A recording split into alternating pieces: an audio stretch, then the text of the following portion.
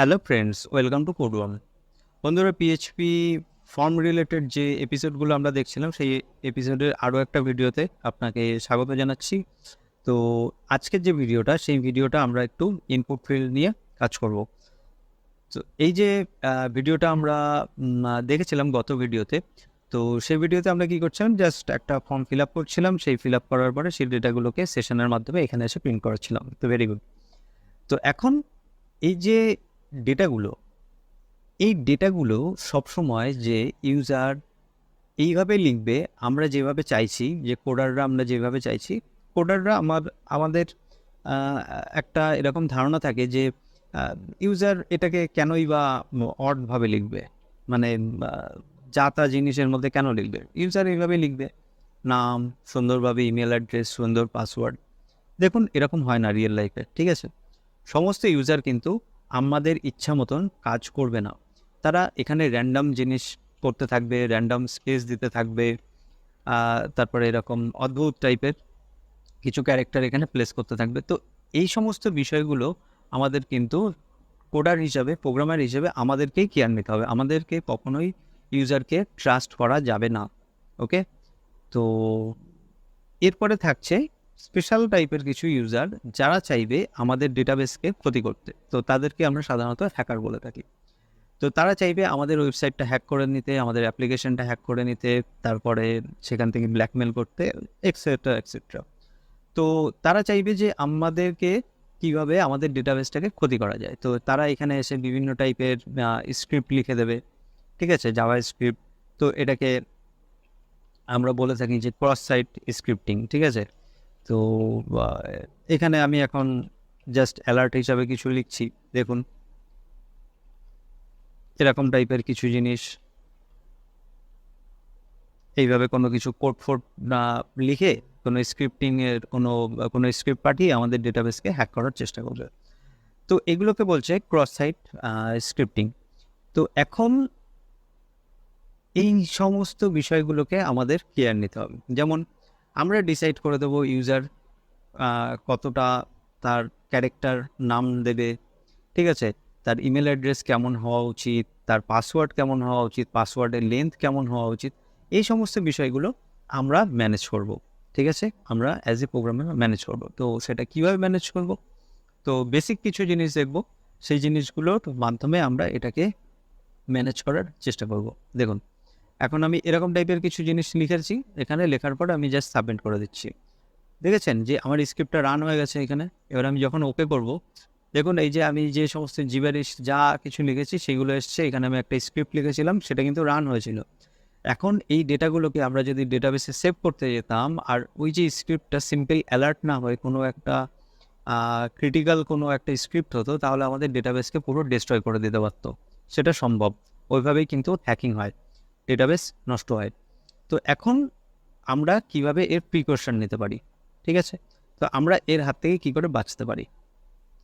তো সবার প্রথমে আমাদেরকে কি করতে হবে, এখানে এসে এইচটিএমএল যতটা সম্ভব আমরা এটাকে সিকিওর করার চেষ্টা করব। কিন্তু এইচটিএমএল এর মাধ্যমে জিনিসটা সিকিওর করা একদমই বুদ্ধিমানের কাজ হবে না। যে এইচটিএমএল এর শুধু ভরসায় যদি থাকি বা শুধু জাভাস্ক্রিপ্টের আমরা ভরসায় বসে থাকি, তাহলে কিন্তু আমাদের চলবে না। তো সেই জন্য আমাদের কিন্তু পিএইচপি হেল্প নিতে হবে। কেন? কারণ পিএইচপির পুরো কোডটাই সার্ভারে চলে, ব্রাউজারে কোনো কিছু চলে না। তো ব্রাউজারে শুধুমাত্র এইচটিএমএলটুকু, সিএসএস, জাভাস্ক্রিপ্টটুকু ফেরত আসে। তো আমাদের ভ্যালিডেশন বা স্যানিটাইজেশন যেটাই বলুন, সেটা আমাদের ব্যাকএন্ডে করে নিতে হবে, আমাদের সার্ভারেই করে নিতে হবে পিএইচপির মাধ্যমে। তো ভ্যালিডেশন, স্যানিটাইজেশনের অল্প কিছু তফাৎ আছে, সেটা এক্ষুনি দেখব। তো সবার প্রথমে আমি একটা কী করছি, যে আমি এখানে নেম হিসাবে টেক্সট রাখছি, ইমেল হিসাবে ইমেলের জন্য আমি ইমেল লিখে দিচ্ছি, আর পাসওয়ার্ড তো পাসওয়ার্ড আছে, আর প্রত্যেকটা ফিল্ডকে আমি রিকোয়ার্ড করে দিচ্ছি। তো এটা আমাদের একটা ফার্স্ট লেভেলের একটা কী বলবো, যে একটা সিকিউরিটি, যে কেউ যেন এগুলোকে ব্ল্যাঙ্ক না রেখে চলে যেতে পারে। এবার আপনাদের অবশ্যই জানা আছে, এটা কিন্তু আমরা ইন্সপেক্ট করে এই রিকোয়ার্ডটাকে খুব সহজেই এখান থেকে সরিয়ে ফেলতে পারি। তো সেই জন্য এটা সিকিউরিটির দিক থেকে অতটাও বেশি স্ট্রং নয়, কিন্তু তা সত্ত্বেও আমরা একটা বেসিক লেভেলে আমরা এখানে স্ট্রং কিছু করার চেষ্টা করলাম। ওকে, এবার আমরা কি করব, এখানে আমরা পাসওয়ার্ডের মধ্যে কিন্তু প্যাটার্ন ইউজ করতে পারি রেজেক্সের মাধ্যমে, যে কী টাইপের পাসওয়ার্ড হবে না হবে। তো এই মুহূর্তে আমরা ওইটা যাচ্ছি না, আমরা বেসিক কিছু জিনিস আগে দেখে নিই পিএইচপি, তারপর আমরা করবো অ্যাডভান্স জিনিস। এবার আমরা চলে আসবো ফর্ম ডট প্রসেসে। তো দেখুন এখানে এসে সবার প্রথমে খেয়াল করুন যে যদি সার্ভারে রিকোয়েস্ট মেথড পোস্ট হয়, মানে কি, মানে বুঝলাম না, গত ভিডিওতে বলেছিলাম কিন্তু অনেকেই হয়তো বুঝতে পারেননি, তো এই বিষয়টা আরেকবার বুঝে নিন। আমি এখান থেকে রিকোয়েস্ট পাঠাচ্ছি, তাই না, একটা পোস্ট মেথডের মাধ্যমে এই ফাইলের সঙ্গে কমিউনিকেট করার চেষ্টা করছি পোস্ট মেথডের মাধ্যমে। মেথড কি আছে, পোস্ট। তো কোথায় পাঠাচ্ছি ফাইলটাকে, এই ডেটাগুলোকে ফর্ম প্রসেস ফাইলে পাঠাচ্ছি, ঠিক আছে। তো সেই জন্য আমরা এখানে একটা সুপার গ্লোবাল একটা আমি কি বলবো ভ্যারিয়েবল অ্যারে, যেটাই বলুন অ্যাসোসিয়েটিভ, তো সেটাকে আমরা ইউজ করছি। তো সবার প্রথমে চলুন একবার একটু দেখে আসি আমরা এটাকে একো করিয়ে। তো এখানে আমরা একটা চট করে পিএইচপি ওপেন ক্লোজ করে নিই, এই একটা বারডাম করে ফেলি, বারডাম ডলার আন্ডারস্কোর সার্ভার, ওকে। তো ঠিক আছে, এটাকে আমরা আগে একটু দেখে নিই যে এখানে কি দেখাচ্ছে, তারপরে বাকি জিনিসটা দেখছি। তো দেখুন আবার এটা রান হয়েছে। তো ঠিক আছে, আমরা এই মুহূর্তে দেখুন এখানে কি দেখা যাচ্ছে, একটা অ্যারে এসছে কিন্তু অ্যারেটা অতটা ক্লিয়ার নয়। তো সেই জন্য আমরা কি করতে পারি, আমরা এগো করতে পারি খুব তাড়াতাড়ি এটাকে এগো একটা প্রি ট্যাগ ইউজ করে। দেখুন এটা বারবার রান হবে, কিন্তু যেহেতু আমি একবার স্ক্রিপ্ট চালিয়ে দিয়েছিলাম তো সেশনের মধ্যে এটা রয়ে গেছে। এবার খেয়াল করে দেখুন এখানে বিভিন্ন টাইপের কিন্তু এখানে কি আছে, এর মধ্যে মোস্ট অফ দ্য কিস আমাদের প্রয়োজন হবে না, তবু আমি ইম্পর্টেন্ট কিছু জিনিস দেখাতে চাইছি। তো এখানে এসে দেখুন একটা অপশন রয়েছে, সেটা হলো রিকোয়েস্ট মেথড। হ্যাঁ দেখুন এখানে রয়েছে রিকোয়েস্ট মেথড, খেয়াল করছেন রিকোয়েস্ট মেথড গেট। তো এই রিকোয়েস্ট মেথড গেট এটা কেন, কারণ আমি কোন পেজে দাঁড়িয়ে আছি, আমি ইন্ডেক্স পেজে দাঁড়িয়ে আছি। তো ইন্ডেক্স পেজ কীভাবে এনেছি সার্ভারের থেকে, আমি ইউআরএল এর মধ্যে টাইপ করেছিলাম যে আমাকে ইন্ডেক্স পেজ দাও, তো সেই জন্য আমাকে ইন্ডেক্স পেজ দিয়েছে সার্ভার। তো আমি চেয়েছিলাম কিভাবে, গেট পদ্ধতিতে চেয়েছিলাম। আমি যদি এখানে এখন এটাকে প্রমাণ করতে চাই, আমি কিন্তু ইন্সপেক্ট করে নেটওয়ার্কের মধ্যে গিয়ে আমি যদি পেজটাকে আরেকবার রিফ্রেশ করি, তো আমার কাছে আরেকবার অ্যালার্ট আসবে, আমি ওকে করছি। আর এই বিরক্তিকর অ্যালার্ট থেকে বাঁচার জন্য আমি এইখানে সেশনটাকে ডিলিট করে দিই। আচ্ছা, এবার আমি চলে আসি আবার ব্যাক টু নেটওয়ার্কে। এখানে এসে দেখুন index.php এই ফাইলটায় আসুন, আসার পরে হেডার্সে চলে আসুন, ঠিক আছে, এটা খুব ইম্পর্টেন্ট একটা পার্ট হেডার। তো এখানে এসে খেয়াল করে দেখুন আমার কিন্তু সমস্ত ডিটেলস আছে, ওকে। তো আমি গেট পদ্ধতিতে চেয়েছিলাম রিকোয়েস্ট মেথড গেট, কিন্তু আমাদের প্রজেক্টের ক্ষেত্রে আমরা এই ডেটাগুলো আমি যখন সেন্ড করছি, কোথায় সেন্ড করছি, এই ডেটাগুলো আমি যখন এই ফাইলটায় সেন্ড করছি, তো আমার সেক্ষেত্রে সেন্ড কিন্তু পোস্টের মাধ্যমে হচ্ছে, ঠিক আছে। তো পোস্টের মাধ্যমে হওয়ার জন্য আমি এখানে এসে চেকিংটা করছি, যদি রিকোয়েস্ট মেথড পোস্ট হয়ে গিয়ে থাকে, যদি পোস্ট হয়ে থাকে তাহলে এর ভিতর থেকে এই যে নেম রয়েছে না, name, full name, name email, name password, তো সেগুলোকে একটা একটা করে এখান থেকে বের করে নাও, বের করে ভ্যারিয়েবলের মধ্যে সেভ করে রাখো, ওকে, বোঝা গেছে। এইবার এই যে নেমগুলো না, এই যে নেমগুলো এগুলো কিন্তু ইউজার লিখে পাঠিয়েছে, ওকে। এখন এই যে ইউজারের লেখা যে নেমগুলো, নেম, ইমেল, পাসওয়ার্ড, এইগুলো একেবারে কিন্তু র, ঠিক আছে, একেবারে র। তো এর মধ্যে বিভিন্ন টাইপের আপনার কিন্তু ডেটা থাকতে পারে, মানে জিবেরিশ থাকতে পারে, ওর মধ্যে হয়তো শুধুমাত্র স্পেস থাকতে পারে, হয়তো র্যান্ডম ক্যারেক্টার থাকতে পারে, হতে পারে আপনার ওর মধ্যে স্ক্রিপ্ট ট্যাগ আছে, আপনাকে হ্যাক করার চেষ্টা করছে কোনো হ্যাকার। তো সেই জন্য আমরা এই যে সেকশনটা রয়েছে যেখানে আমরা এই ভ্যারিয়েবলটাকে ধরার চেষ্টা করছি, ধরে সেভ করার চেষ্টা করছি, সেভ করার পরে হয়তো আমরা ডেটাবেসে সেভ করবো এই ডেটাটা, ঠিক তার আগের মুহূর্তে আমরা এটাকে গিয়ে স্যানিটাইজ করে ফেলবো, ঠিক আছে। স্যানিটাইজ করে ফেলা মানে সমস্ত জিনিসগুলোকে একদম পরিষ্কার পরিচ্ছন্ন করে ভ্যালুটাকে, পিওর যে ভ্যালুটাকে সেটাকে আমরা বের করে নেব। তো সেই জন্য আমরা কি করব, একটা এখানে ফাংশন বানিয়ে ফেলবো চট করে।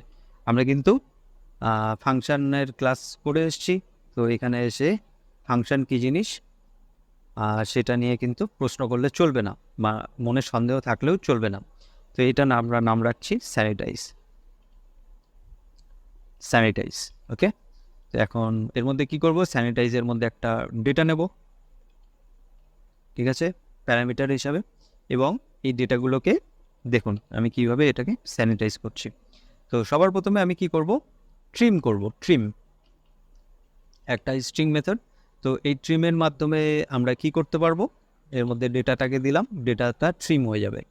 তো কেউ যদি এরকম লিখে থাকে, সাপোজ এরকম স্পেস বাদ দিয়ে দেয় অনেক, অথবা নাম লেখার শুরুর আগে এইভাবে স্পেস বাদ দিয়ে দেয়, তো এই যে এক্সট্রা যে স্পেস বারগুলো, সেই স্পেস বারগুলোকে কিন্তু ট্রিম করে দেবে। ঠিক আছে, স্পেস বারগুলোকে কি হবে, ট্রিম করে দেবে। ট্রিম করে শুধুমাত্র এই যে পিওর যে নেমটুকু, সেই নেমটুকুই এখানে থাকবে। ওকে, কোনো এক্সট্রা স্পেস বার থাকবে না। তারপর নেক্সট কি আছে, আমি এই ডেটাটাকেই আবার কি করব, স্ট্রিপ স্ল্যাশেস এর মধ্যে গিয়ে আবার আমি ডেটাটাকে লিখে দিলাম। ঠিক আছে, এই যে প্যারামিটারটা আমি পাচ্ছিলাম, প্যারামিটার হিসেবে একটা আর্গুমেন্ট আসবে প্যারামিটারে ধরে, সেগুলোকে কিন্তু এর মধ্যে গিয়ে আমি স্যানিটাইজ করার চেষ্টা করছি। তো স্ট্রিপ স্ল্যাশেস মানে কি, এক্ষেত্রে এসে আমার বিভিন্ন যে ব্যাক স্ল্যাশ যদি ইউজ করে থাকে, তারপরে এইভাবে নাম ইউজ করে থাকে, তো এই যে ব্যাক স্ল্যাশেস যে ব্যাপারটা, সেটা হলো স্ট্রিপ স্ল্যাশেস। ঠিক আছে, এই জিনিসটা হাত থেকেও আমরা মুক্তি পেলাম। আবার আমি একটা ডেটা ভ্যারিয়েবল নিয়ে নিলাম, সেটাকে এবার আমরা কি করব, HTML স্পেশাল ক্যারেক্টার্স বা চার্টস, যেটাই বলুন আপনি, ডেটা। তো এখানে কি হবে, এই জায়গাটা খুব ইন্টারেস্টিং, এটা একটু বোঝার চেষ্টা করবেন। তো কেউ হয়তো আপনাকে স্ক্রিপ্ট পাঠিয়ে দিচ্ছে, ওখান থেকে একটা স্ক্রিপ্ট পাঠিয়ে আপনাকে হ্যাক করার চেষ্টা করছে। এইভাবে আমি আপাতত একটা হার্মলেস একটা কোড লিখছি, স্ট্রিপ অ্যালার্ট। তবুও দেখবেন অ্যালার্ট করার পরে আমাকে কিন্তু বারবার ওখানে রিফ্রেশ করার সঙ্গে সঙ্গে আমাকে অ্যালার্ট আসছিল, তো ওটাও একটা ইরিটেটিং ব্যাপার। তো এরকম হয়তো লেখা রয়েছে হ্যাক। তো এই স্পেশাল ক্যারেক্টার্স কি করবে, এই যে স্ক্রিপ্টের যে এই যে অ্যাঙ্গেল যে ব্র্যাকেটগুলো, সেই অ্যাঙ্গেল ব্র্যাকেটগুলোকে সমস্ত কিছু কনভার্ট করে ফেলবে কিসে, HTML এন্টিটিসে। তো একটা জিনিস মনে রাখবেন, HTML এর ক্ষেত্রে তিনটে জিনিস খুব ইম্পর্টেন্ট, সরি আপনি পাঁচটা বলতে পারেন, কি কি, সেটা হলো লেস দেন, একটা গ্রেটার দেন, একটা এরকম single opening quote, closing opening quote, আর ডবল কোড। এই জিনিসগুলো কিন্তু খুব খুব খুব মানে মারাত্মক জিনিস, মারাত্মক ইন দ্য সেন্স এগুলো কিন্তু একটা স্পেশাল মানে রাখে HTML-এ। ঠিক আছে, এইটা দিয়ে যদি আপনি কোনো কিছু লেখা শুরু করেন, HTML মনে করবে কোনো ট্যাগ। ঠিক আছে, তো এখন এই যে অ্যাঙ্গেল ব্র্যাকেট, এই অ্যাঙ্গেল ব্র্যাকেটটা কি করবে, এই যে HTML স্পেশাল ক্যারেক্টার্স রয়েছে, এই ফাংশনটা এই অ্যাঙ্গেল ব্র্যাকেটটাকে সিম্পলি এইভাবে কনভার্ট করে ফেলবে, পার্সেন্ট LT মানে হলো লেস দেন, আর যে গ্রেটার দেন আছে সেটাকে এই অ্যাম্পারস্যান্ড GT, এইভাবে। তো এক্ষেত্রে এটা আর কিন্তু কোনো একটা ভ্যালিড ট্যাগ রইল না, কোনো স্ক্রিপ্ট ট্যাগ রইল না। তো সেই জন্য আমরা কেউ যখন কোনো স্ক্রিপ্ট ট্যাগ পাঠালেও আমরা সেটাকে এইভাবে এই ফাংশনটার মাধ্যমে এইভাবে কনভার্ট করে ফেলবো, তো তখন সেটা কিন্তু কমপ্লিটলি হার্মলেস হয়ে যাবে। ওকে, এটা একটা ছোট এক্সাম্পল ছিল। আচ্ছা, তো এখন আমরা এই যে ডেটাটা, সেই ডেটাটাকে সিম্পলি রিটার্ন করিয়ে দেবো এখান থেকে। তো রিটার্ন কেন করছি, কারণ আমরা অবভিয়াসলি এখানেই তো ফাংশন এসে চালাবো না, আমরা এখানেই তো রান করাবো না, আমরা এখান থেকে জাস্ট ডেটাটাকে রিটার্ন করিয়ে নিলাম সমস্ত কিছু স্যানিটাইজ করিয়ে। তো এখন এই ফাংশনটা আমরা যখন কল করব, সেই কল করার সময় আমার এর ভিতরে কোনো একটা ডেটা দিতে হবে। এবার আমরা খুব ভালোভাবেই জানি এইটা কিন্তু সেই নামটা, যে নামটা আমি এখানে লিখছিলাম, তার মানে এটা সেই ডেটাটা। তো এই ডেটাটাকে আমরা আর্গুমেন্ট হিসাবে পাস করব, এইভাবে স্যানিটাইজ ব্র্যাকেট ওপেন ক্লোজ, এইভাবে পাস করে দেবো এর মধ্যে। আবার এখানে এসে আমি সেম ফাংশন লিখে দিচ্ছি, স্যানিটাইজ, সেইভাবে। আর এখানে এসেও স্যানিটাইজ bracket opening bracket closing. Okay, তো এই কাজটা করার জন্য আমার কী লাভ হলো, চলুন আমরা একবার গিয়ে দেখে আসি এখানে ব্রাউজারে। আচ্ছা, তো আমাদের এখানে এই সমস্ত জিনিসগুলো প্রিন্ট হচ্ছিল। তো আমরা এরকম স্পেশাল সমস্ত ব্যাকস্ল্যাশ ফ্ল্যাশ এইসব পাচ্ছিলাম, অ্যালার্টও পাচ্ছিলাম। তো আমরা এখন ফ্রেশ করে আবার একই জিনিস ফিল আপ করার চেষ্টা করি, কিন্তু এবার এই ক্ষেত্রে আমরা একটু এরকম স্পেশাল কিছু ক্যারেক্টার ইউজ করব। এরকম ভাবে আমি লিখছি, জিমেলটা লিখছি। আমি যদি এখন সাবমিট করতে চাই তাহলে দেখবেন যে এখানে আমাকে বলবে যে প্রপার ইমেল অ্যাড্রেস দরকার, gmail.com। এখানে হয়তো স্ক্রিপ্ট ট্যাগ চালানোর চেষ্টা করছি আমি। ওকে, ইউজার যা খুশি তাই করতে পারে। ওকে, তো এই বিষয়গুলো আমাদের মনে রাখতে হবে। 1 2 3 পাসওয়ার্ড, র্যান্ডম কিছু পাসওয়ার্ড দিলাম।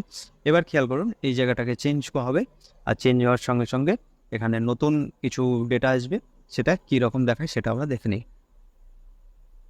আচ্ছা, a part of following should not join. তো এখানে প্রথমেই আমাকে এখানে আটকানোর চেষ্টা করেছে কিসে, যেহেতু আমরা এখানে একটা রিকোয়ার্ড ইউজ করেছি আর এখানে ইমেল ইউজ করেছি। তো আমাদের প্রথম স্টেপে আমরা কিন্তু এইচটিএমএল মাধ্যমে এটাকে আটকানো কিছুটা সেভ থাকার চেষ্টা করেছি। আমি এটা যদি এখান থেকে সরিয়ে এখানে লিখি তাহলে কিন্তু কোনো আপত্তি থাকার কথা নয় এইচটিএমএল। তো এখন যদি আমি সাবমিট করি, দেখুন এখানে কি এসছে, স্ক্রিপ্ট ট্যাগটা কিন্তু চলেনি, স্ক্রিপ্ট ট্যাগটা কিন্তু রান হয়নি, আগের বারের মতো কিন্তু অ্যালার্ট হয়নি। আমাকে যা লিখেছি সেটাই কিন্তু এখানে প্রিন্ট হয়ে গেছে। আর আগে পিছে যে সমস্ত আমি স্পেশাল কিছু ক্যারেক্টার ইউজ করেছিলাম বা স্পেস ইউজ করেছিলাম সেগুলো কিন্তু সব কিছু ট্রিম হয়ে গেছে। এখানে আমি এখন পিওর একটা ডেটা পাচ্ছি। এখন এই ডেটাটা আমি ডেটাবেসে সেভ করার জন্য বলতে পারি যে মোটামুটি পারফেক্ট। ঠিক আছে, আমরা এখন রাখতেই পারি এই ডেটাটাকে। ঠিক আছে, শুধুমাত্র এমন নয়, আমাকে কিন্তু আরও বেশি ভ্যালিডেশন এখানে দিতে হবে। কী কী ভ্যালিডেশন? সাপোজ এমন হতে পারে যে নেম একটা সার্টেন লিমিট অবধি থাকবে, যে 20 ক্যারেক্টার্স বা 30 ক্যারেক্টার্স, সেটা কারণ কেউ এখানে এসে তার হয়তো জীবন কাহিনী লিখে দিতে পারে ফুল নেমের জায়গায়, তো সেইগুলো অ্যালাউ করবো না আমরা। ইমেল অ্যাড্রেসও সেরকম একটা কিছু লিমিটেশন থাকবে। আচ্ছা, পাসওয়ার্ডের জন্য আমরা একটা লিমিটেশন দিয়ে দিতে পারি যে অ্যাটলিস্ট 30 ক্যারেক্টার্স বা 8 ক্যারেক্টার্স, সামথিং লাইক দ্যাট। আর অথবা capital letter, small letter, special character, সমস্ত কিছু মিক্স করে তারপরে দাও, নাহলে আমি সাবমিট করতে দেবো না তোমাকে ফর্ম। তো এগুলো আসছে আপনার ভ্যালিডেশনে। আর আমরা আজকে যেটা শিখলাম সেটা হলো স্যানিটাইজেশন। ঠিক আছে, এই যে ডেটাগুলো যেটা ইউজার দিচ্ছে সেগুলোকে পরিশ্রুত করা, ঠিক আছে, পিওর বানানো। ওকে, তো এটাই হলো স্যানিটাইজ ফাংশনের কাজ। আর আশা করি বোঝা গেছে এই ভিডিওতে কিভাবে আমরা ডেটা স্যানিটাইজ করতে পারি। এবার এই ডেটাগুলোকে কিন্তু আমরা বলতে পারি যে এখন সেশনেও পাঠাতে পারি, কপিতে পাঠাতে পারি, ডেটাবেসেও সেভ করার মতন এটা পর্যায়ে চলে এসছে। কিন্তু এখনই ডেটাবেস করব না, আমাদের আরও বেশ কিছু জিনিস শিখতে হবে, আমাদের সেশন সম্পর্কে আরও খুব ইনডেপথ ধারণা নিতে হবে, তারপরেই কিন্তু আমরা ডেটাবেসের দিকে যেতে পারবো। ওকে, একবার ডেটাবেস শুরু হয়ে গেলে তখন এদিকে ফেরত আসার মতন, ফেরত এসে আবার নতুন করে সমস্ত কিছু শেখা সেটা সম্ভব হবে না। তো প্রথমে আমরা আগে এদিকে শিখে নিই পিএইচপিটা, তারপরে গিয়ে আমরা ডেটাবেস অ্যাক্সেস করা শুরু করব। আজকের ভিডিও এতটুকু। আবার ওই ভিডিওটা অনেক বেশি লম্বা হয়ে গেছে, আমি চেয়েছিলাম যে খুব শর্ট করতে, কিন্তু সম্ভবপর হয়নি। কিছু জিনিস শিখতে গেলে, ইনডেপথ বুঝতে গেলে একটু আপনাকে সময় দিতে হবে আর ভালো করে বুঝতে হবে। ওকে, তো ঠিক আছে, আজকের ভিডিও এতটুকুই রাখছি, আর এক্সট্রা কোনো কথা না বলে বাই বাই।